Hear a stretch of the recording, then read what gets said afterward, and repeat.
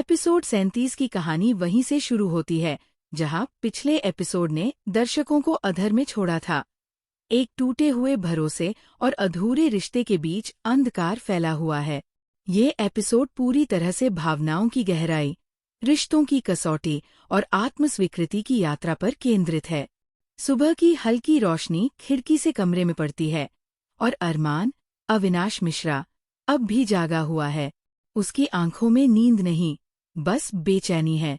वह रात भर प्रिया की बातें याद करता रहा, हर शब्द जैसे उसके दिल पर निशान छोड़ गया हो।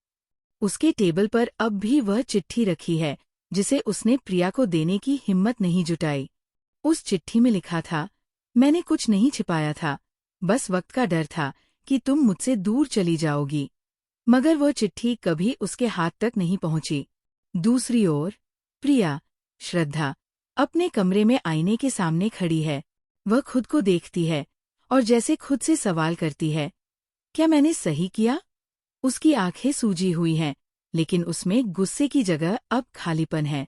वो खुद को मजबूत दिखाने की कोशिश करती है, पर भीतर से टूटी हुई है।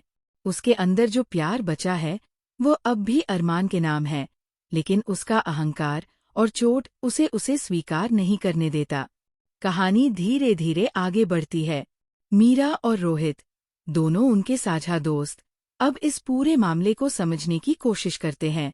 मीरा को लगता है कि अरमान की गलती गंभीर है, जबकि रोहित मानता है कि शायद बात वैसी नहीं जैसी दिख रही है।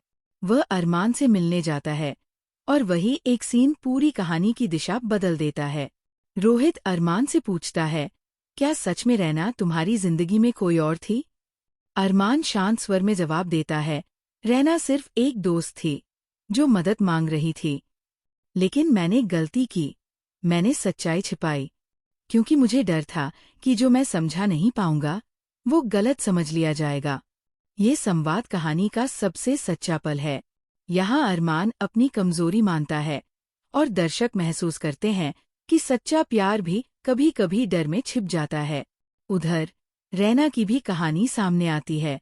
वह अपने पिता के इलाज के लिए दौड़ भाग में लगी है। अस्पताल का दृश्य बेहद सच्चा और मार्मिक है। डॉक्टर उससे कहता है कि ऑपरेशन के लिए पैसे की जरूरत है। तभी फ्लैशबैक में दिखाया जाता है कि अरमान ने कैसे चुपके से उसकी मदद की थी, ताकि उसकी गरिमा आहत न हो। दर्शकों को पता चलता है कि अरमान की नीयत हमेशा साफ थी, पर उसने अपनी चुप्पी से खुद को गलत साबित कर दिया। दोपहर का दृश्य बेहद भावनात्मक है। प्रिया की माँ और प्रिया की बातचीत। माँ कहती है, बेटी, कभी कभी सच सुनने से ज्यादा हिम्मत उसकी माफी देने में लगती है।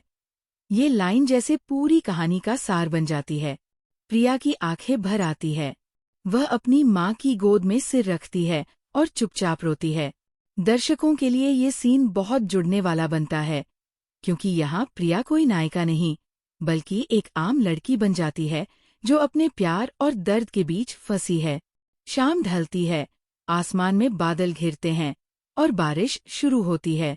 अरमान अपने घर के बाहर खड़ा है, गाड़ी का इंजन चालू है। वह इस शहर से दूर जाना चाहता है ताकि इस रिश्ते की यादें मिटा सके।